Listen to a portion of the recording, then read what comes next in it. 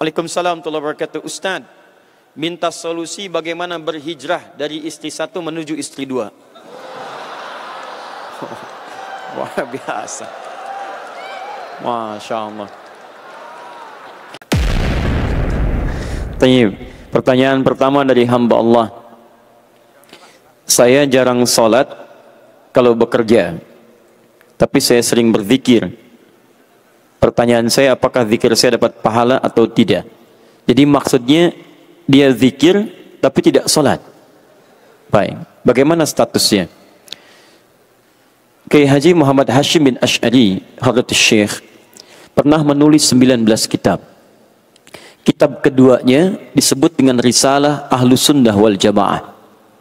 Anda buka di halaman ke-11, paragraf yang ketiga, baris 1 sampai 3, paling kiri sebelah bawah. Ini aliran semacam ini, itu sudah ada di Jawa tahun 1333 Hijrah. Dikenal dengan Abahiyun. Judulnya diberi bab Faslun fi Zuhuril Bid'ah fi Ardi Jawa wal Mubtadi'ina fiha wa intisyariha. Pasal tentang datangnya aliran-aliran yang menyimpang di tanah Jawa, penyebarannya dan tokoh-tokohnya. Di antaranya dikenal dengan Abahiyun. Siapa Abahiyun itu? Yaitu orang-orang yang berzikir dalam dirinya, kemudian dia menyimpulkan wasafa qalbuhu, hatinya telah merasa bersih, merasa tenang, wala yantabiqu alaihi al-amru wan nahyu, dan tidak berlaku lagi bagi dia larangan dan perintah. Karena itu orang ini dia sudah merasa nggak usah sholat, karena sholat itu bagian dari zikir. Yang penting saya sudah bisa zikir, saya sudah sholat. Sehingga dia mengatakan kalau orang masih sholat itu masih latihan. Karena orang kalau sudah sholat sudah dekat dengan Allah. Fayantabiqu alaihil iman waqtaral iman alal kufri. Dia memilih beriman, dia merasa beriman, dia tidak kafir, yang penting dia zikir, dia tidak sholat. Kata Syekh Hashim, ini termasuk kepercayaan yang menyimpang, aliran yang menyimpang, dan dikenal kemudian dengan aliran kebatinan. Kebatinan itu zikirnya cuma akhlak saja, yang penting akhlak baik. Zikir dalam diri, tidak usah sholat. Maka yang seperti ini dianggap bertentangan dengan aliran-aliran atau dianggap bertentangan dengan nilai-nilai dalam Al-Quran dan Sunnah Rasulullah Sallallahu Alaihi Wasallam. Karena di antara makna zikir itu sholat. Jadi kalau anda tidak sholat berarti anda meninggalkan zikir. Ya, Nabi sholat, sahabat sholat, tabi'in sholat, ulama sholat. Bahkan semua Nabi sholat. Nabi Musa sholat, Quran surah ke-20 ayat ke-14. Nabi Isa sholat, Quran surah ke-19 ayat 31 sampai 33. Nabi Ismail sholat, meminta keluarganya untuk sholat. Wa kana ya'muru ahlahu bis sholat, Quran surah 19 ayat ke-55. Nabi Ibrahim sholat, mendoakan keturunannya supaya sholat. Quran surah ke-14 ayat 39, 37 sampai 39. Semua sholat. Nah, Nabi, Rasul sholat, sahabat sholat, tabi'in sholat, ulama sholat. Antum bukan Nabi, bukan Rasul, bukan tabi'in, bukan sahabat, bukan ulama. Antum tidak sholat. Ada sesuatu yang harus kita perbaiki dalam diri kita. Disingkatnya, tidak dibenarkan sholat hanya berzikir saja dalam diri kita, tapi harus diwujudkan dalam bentuk gerakan-gerakan ibadah sholat. Ya. Boleh berzikir, subhanallah, alhamdulillah, Allahu Akbar. Kapan waktunya? Selesai sholat. Boleh. Apa dalilnya? Quran surah keempat ayat 103. Paling kanan di pertengahan. فَإِذَا قَضَيْتُمُ الصَّلَاةَ فَاذْكُرُوا اللَّهَ. Maka jika anda telah tuntas mengerjakan sholat, silakan berzikir kepada Allah. Subhanallah, qiyaman wa qu'udan wa ala junubikum. Boleh sambil berdiri, boleh sambil duduk, boleh sambil berbaring. Apa di antara zikirnya? Astaghfirullah, astaghfirullah, astaghfirullah. Allahumma antas salam wa minkas salam tabarakta ya dzal jalali wal ikram. Hadis Muslim hadis 593. Ya, la ilaha illallah wa la syarika lah, lahul mulku wa lahul hamdu wa ala kulli syai'in qadir. Hadis Muslim hadis 595. Jadi, saya pertanyaan untuk yang pertama ini tidak diperkenankan. Saya ulang, tidak diperkenankan meninggalkan sholat dan mengganti dengan zikir-zikir dengan kalimat thayyibah saja. Bagaimana Ustadz kalau solusinya? Masalahnya saya sulit menemukan waktu sholat. Ada beberapa pertanyaan. Pekerjaannya tidak memberikan toleransi untuk menunaikan sholat, atau waktu-waktu yang diberikan tidak sesuai dengan waktu-waktu sholat. Bagaimana solusinya? Yang pertama, lihat kaidahnya. Awas, lihat baik-baik. Anda pahami dulu teori rizki dalam Al-Quran. Setelah itu baru Anda cari ikhtiar untuk mendapatinya. 1. Quran surah ke-51 ayat ke-22, paling kanan di pertengahan. Wa fis samai rizqukum wa ma tu'adun. Rizki Anda telah dijamin di langit dan dijanjikan akan diberikan. Saya ulang. Wa fis samai, di langit, rizqukum, rizki kalian telah dituliskan. Wa ma tu'adun, dan dijanjikan akan diberikan. Rizki Anda itu telah diatur, telah ada. Asal Anda mau mengambilnya, maka Allah berikan kepada Anda. Bagaimana cara mengambilnya? Turun Quran surah ke-2 Al-Baqarah ayat 168 paling kanan sebelah bawah. Ya ayyuhan nasu kulu mimma fil ardi halalan thayyiba. Hai manusia, silahkan bekerja di dunia, di bumi silahkan kerja dengan cara yang halal dan thayyib, dengan cara yang terbaik. Bagi orang beriman, Quran surah kedua ayat 172 paling kiri di pertengahan. Ya ayyuhalladzina amanu kulu min thayyibati ma razaqnakum. Hai orang-orang beriman, silahkan cari rezeki, dapatkan rezeki kami telah siapkan. Cuma saat Anda mencari rezeki itu ada turunan yang lainnya. Perhatikan baik-baik, jangan tinggalkan ibadah, tingkatkan takwa. Begitu takwa ditingkatkan, berkah dibuka, rezeki dibuka. Quran surah ke-7 ayat 96. Walau anna ahlal qura amanu wattaqau lafatahna alaihim barakati minas sama'i wal ard. Dimohon maaf, Anda kerja halal, rezeki dapat. Anda kerjakan salat, rezeki dapat. Rezeki itu telah diatur. Yang belum ada jaminan itu surga antum. Antum meninggalkan salat, dapat rezeki juga. Tapi kalau antum tidak salat, akhirat antum bermasalah.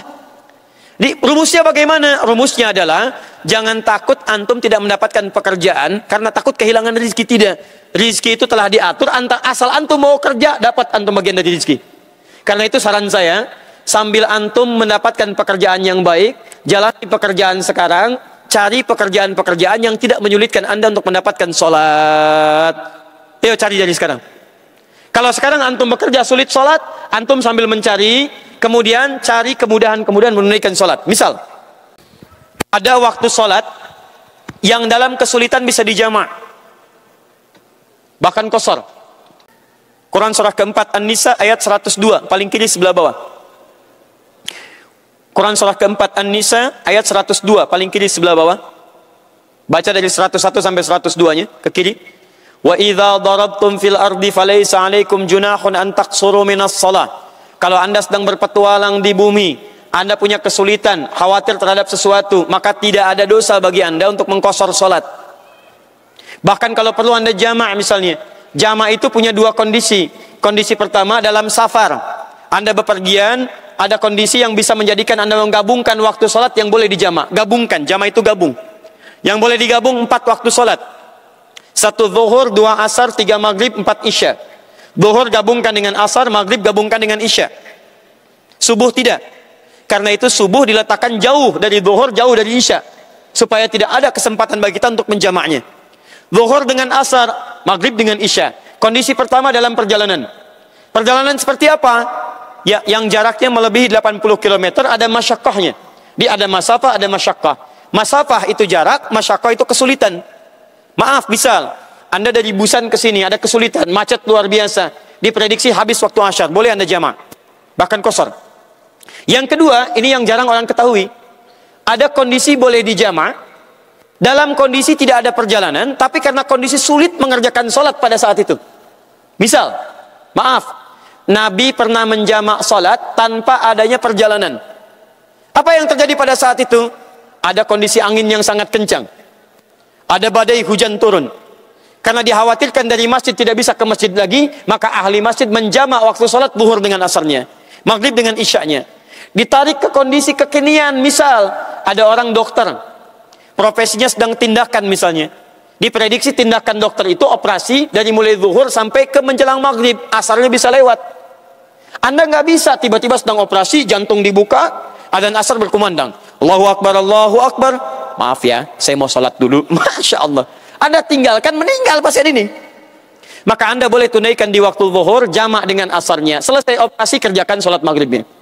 Anda kerja sekarang, pekerjaan Anda tinggal di satu daerah, sholatnya sulit, kalau ketahuan misalnya bisa bahaya bagi Anda. Maka bagaimana caranya?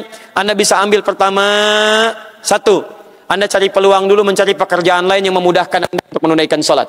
Sambil mencari itu, kerjakan sholat sesuai dengan kemudahannya. Misal, Anda punya waktu 5 menit untuk mengerjakan sholat. Anda permisi dari situ, cari ruangan, kerjakan sholat, jamaah dengan asarnya.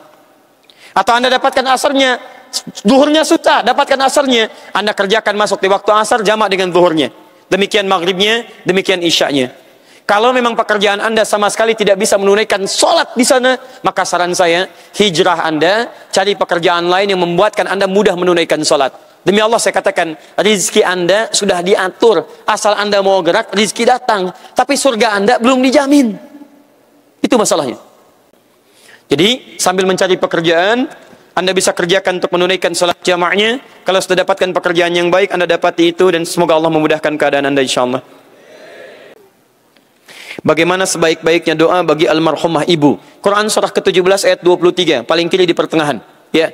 Sampai ayat 24-nya. Wa qadha rabbuka alla ta'budu illa iyyahu wa bil walidaini ihsana imma yablughanna indakal kibara ahaduhuma aw kilahuma fala lahumā uffin wa la tanharhumā qawlan karīmā wakhfid lahumā janāha adh-dhulli wa qul, dan katakan wa qur rabbirhamhuma kama rabbayani shaghira. Anda boleh katakan Allahumma arhamhuma kama rabbayani shaghira. Allahumma arham ummi, ya Allah tolong rahmati ibunda saya. Anda boleh mohonkan istighfar untuk ibunda Anda. Allahumma ighfir laha warhamha wa'fu anha wa'afiha wa'fu anha. Hadis riwayat Imam Al-Bukhari di kitabnya Al-Adabul Mufrad, nomor hadis 48, paling kanan sebelah atas.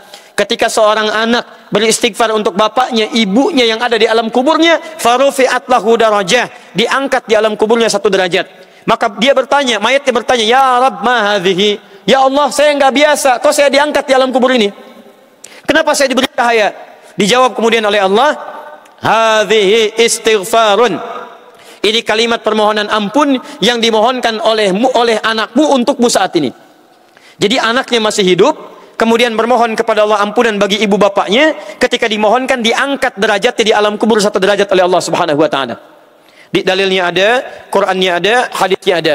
Kalau orang tua antum belum meninggal di atas 40 tahun, maka doanya diatur di Quran surah ke-46 ayat ke-15, paling kiri sebelah atas.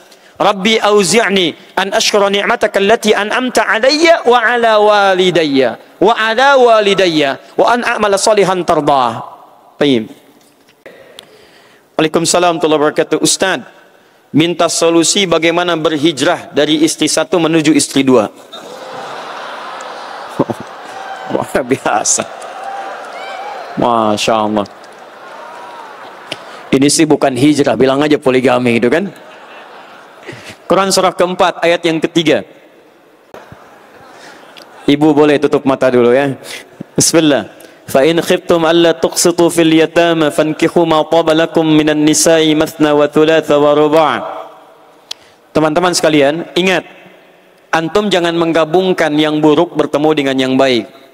Baik itu dengan baik lagi, buruk dengan buruk lagi. Hijrah itu berpindah dari keadaan yang jauh dari Allah, yang kurang baik, kepada keadaan yang lebih baik. Hijrah namanya. Jadi kalau antum hijrah dari istri pertama menuju istri kedua untuk poligami, artinya istri pertama kurang baik. Antum cari yang lebih baik istri yang kedua. Itu artinya antum berpisah dengan istri pertama, masuk istri kedua. Kalau yang dimaksud poligami, maka yang pertama, lihat baik-baik. Jazakallah khair. Hukum poligami itu sama dengan hukum pernikahan yang monogami. Sama-sama disunnahkan dalam Al-Quran. Yang kedua, hukum kesunahannya sama-sama diikat dengan syarat dan ketentuan. Di nikah monogami ada syarat ketentuan berlaku, nikah poligami ada syarat ketentuan berlaku. Antum tidak memenuhi syarat ini, maka tidak dianjurkan oleh Al-Quran, bahkan tidak berlaku kemudian ketentuan hukumnya. Contoh, nikah monogami itu dibagi pada beberapa bagian oleh para ulama. Ada nikah wajib, kalau sudah terpenuhi semua syaratnya, dan dikhawatirkan kalau tidak menikah berbahaya untuk antum. Wajib menikah. 2, ada hukumnya sunnah, terpenuhi syaratnya, syahwat masih tertahan, diarahkan untuk kemudian antum bisa menikah, hukumnya sunnah. 3, mubah, itu yang standar. 4, makruh, kalau dengan menikah ada sifat-sifat kurang baik diwariskan kepada istri. 5, bisa haram, awas, ada orang haram menikah. Kapan diharamkan baginya menikah? Kalau ternyata dia punya sifat-sifat yang buruk ketika menikah, bisa berbuat buruk bagi pasangannya. Misal, bisa menzalimi pasangan, bisa menganiaya pasangan, dia diharamkan menikah sampai selesai dulu perbuatan buruknya, itu bisa diatasi. Poligami sama, dia punya syarat. Apa di antara syaratnya? Quran surah ke-4 ayat yang ke-3. Syarat yang pertama, jika memang dengan berpoligami itu, pertama, bisa menambah nilai-nilai ibadah yang bisa dirembukan dengan istri terlebih dahulu. Contoh, zaman Nabi, orang-orang yang menikah dengan monogami dimotivasi untuk poligami, ternyata salah satunya ada masalah banyak anak yatim yang ditinggal oleh bapaknya, dalam keadaan berjihad, bapaknya meninggal, ibunya banyak yang jadi janda, anak yatim kurang terawat. Maka dari itu turun perintah dalam Al-Quran, hei orang-orang yang punya banyak kecukupan harta, yang istrinya satu, yang ingin berpeluang banyak pahala, ayo rawat anak-anak yatim ini. Di begitu anak yatim dirawat, maaf, ada kesulitan. Ada tidak sedikit banyak orang tidak bisa diberikan perhatian yang luar biasa. 1 orang dirawat mampu, 2 orang dirawat mampu, 10 orang dirawat. Yang ini khawatir tidak kebagian makanan, yang ini hartanya tidak kebagian dengan baik. Akhirnya turun solusi dari Al-Quran. Kalau kamu tidak bisa merawat sendirian dengan istri kamu, ayo kamu boleh cari pasangan yang lain untuk merawat anak yatim ini.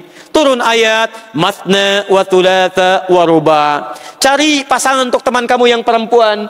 Cari yang kedua, cari yang ketiga, cari yang keempat. 2, 3, 4 ini bukan untuk melampiaskan hasad seksual, bukan. Tapi supaya meningkatkan ibadah dengan cara merawat anak-anak yatim. Ada misi dakwah di situ.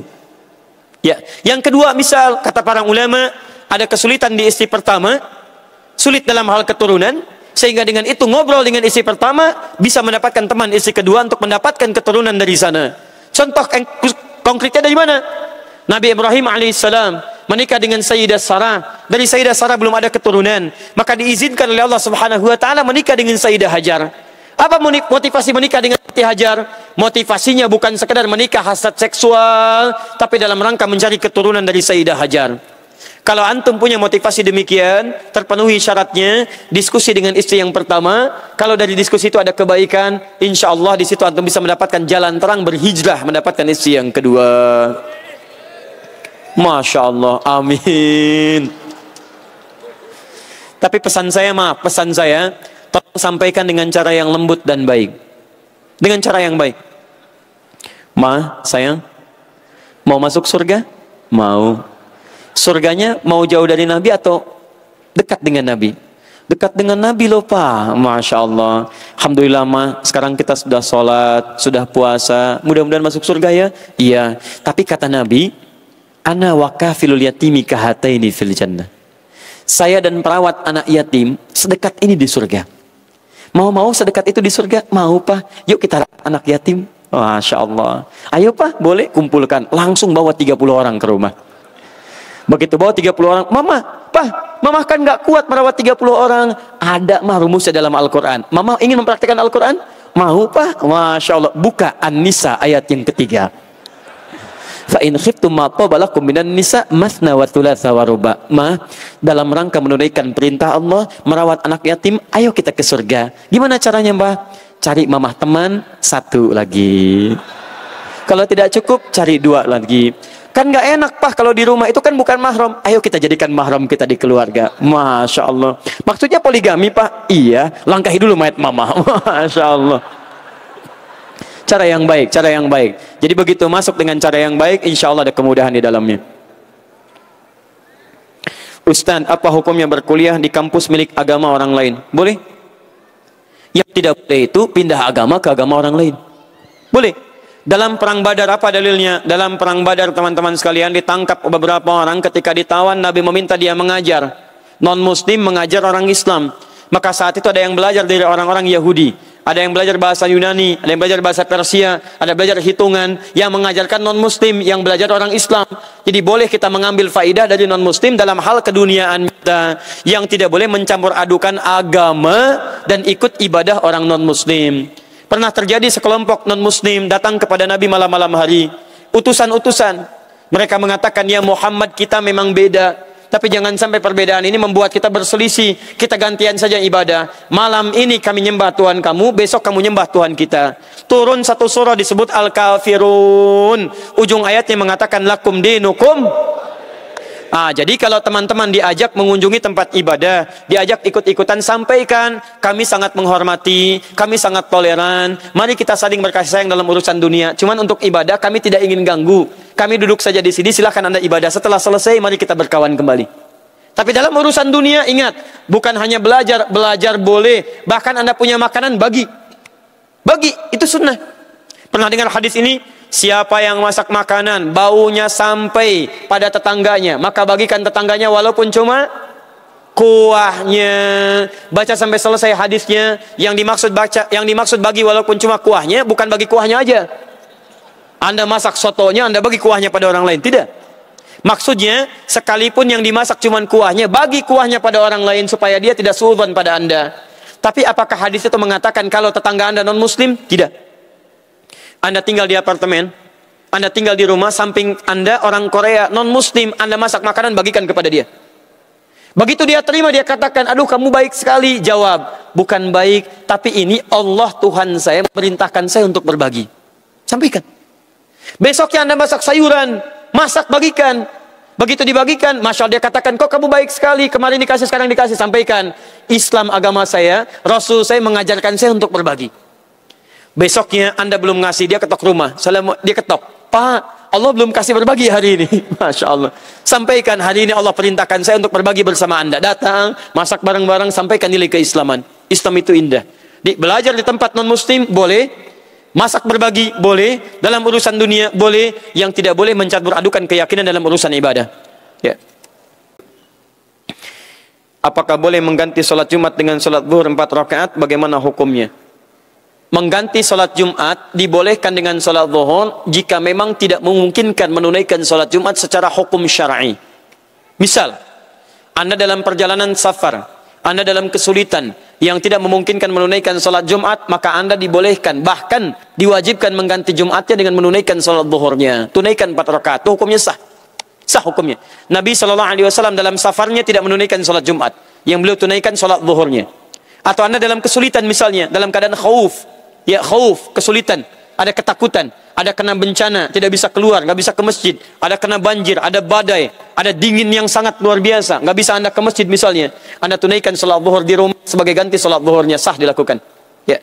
Tapi mohon maaf, kalau urusannya kembali kepada pekerjaan yang menjadikan Anda tidak bisa Jumat lagi, tidak bisa Jumat lagi, tidak bisa Jumat lagi, saran saya, sambil bekerja sekarang, cari pekerjaan lain yang bisa memudahkan Anda sholat Jumat.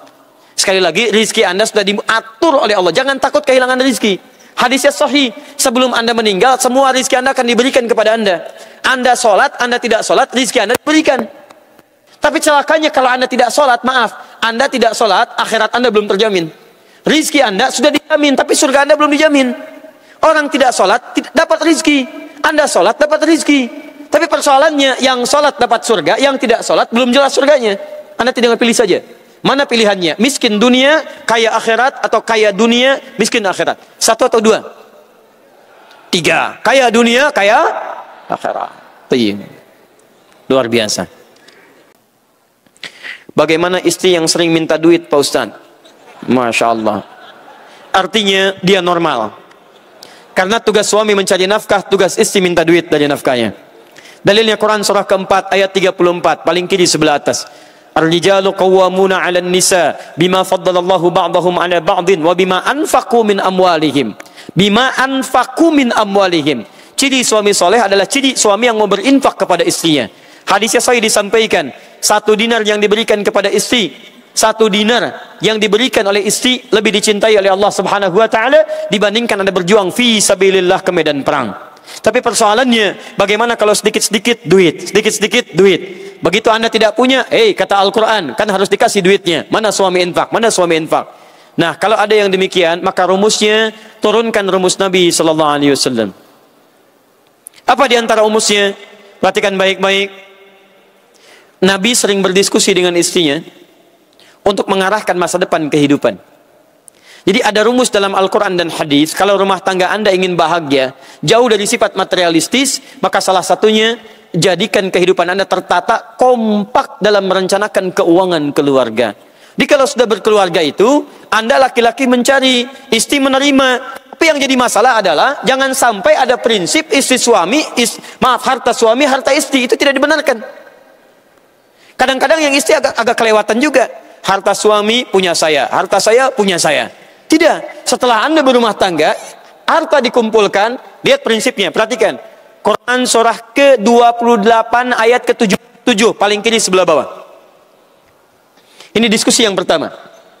Wabtaghi fima ataqallahu daral akhirah wa la tansa nasibaka minad dunya. Hei, saya titipkan harta kepada Anda untuk mencari peluang surga. Tapi jangan lupakan urusan dunianya. Jadi kalau Anda sudah bekerja dapat penghasilan, lihat baik-baik, kumpul dengan istri, buat peta. Mah, kita kan mau ke surga ya? Iya Pak. Surganya yang mana? Firdaus, Pak. Apa ciri penghuni surga Firdaus? Quran surah ke-23 ayat 1 sampai ayat 11. Apa cirinya? Qad aflahal mu'minun alladzina hum fi salatihim khashi'un. Salatnya khusyuk, salat khusyuk. Lizakati fa'ilun, zakat keluarkan. Anil lagwi mu'ridun, jangan kerjakan yang sia-sia. Dari sini bikin peta hidup. Salat kita mesti khusyuk. Anak-anak kita mesti bajus belajarnya. Kita harus punya musola. Ayo kita bangun rumah yang ada musolanya.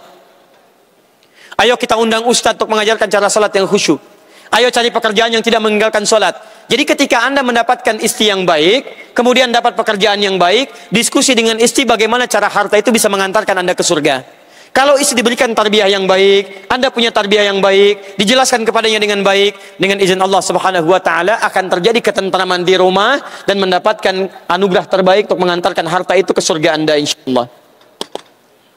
Jadi maaf, singkatnya pertama, berikan pemahaman dulu kepada istri bagaimana cara menggunakan harta itu dengan baik. Jangan royal dalam kehidupan rumah tangga. Ya, di masalahnya kadang-kadang Anda tidak memberikan perhatian kepada istri sehingga istri menuntut perhatian lebih daripada Anda. Mama ingin uang atau ingin surga? Ingin uang dan surga, Pak. Baik, kalau gitu mulai hari ini mari kita jadikan uang kita mengantarkan kita ke surga. Papa yang cari uang, mama yang mengatur uang itu ke surga. Buka Quran surah ketiga ayat 35 sampai dengan 37. Di situ ada rumus bagaimana Imran dengan Hannah kompak mendidik Maryam, cari guru yang baik namanya Zakaria, tempat yang baik namanya mihrab, dan uangnya diarahkan untuk mendapatkan keluarga yang soleh. Saking solehnya diabadikan di Quran disebut keluarga Imran. Surah yang ketiga Ali Imran. Baik. Menuju ke situ Anda berdoa dulu ya.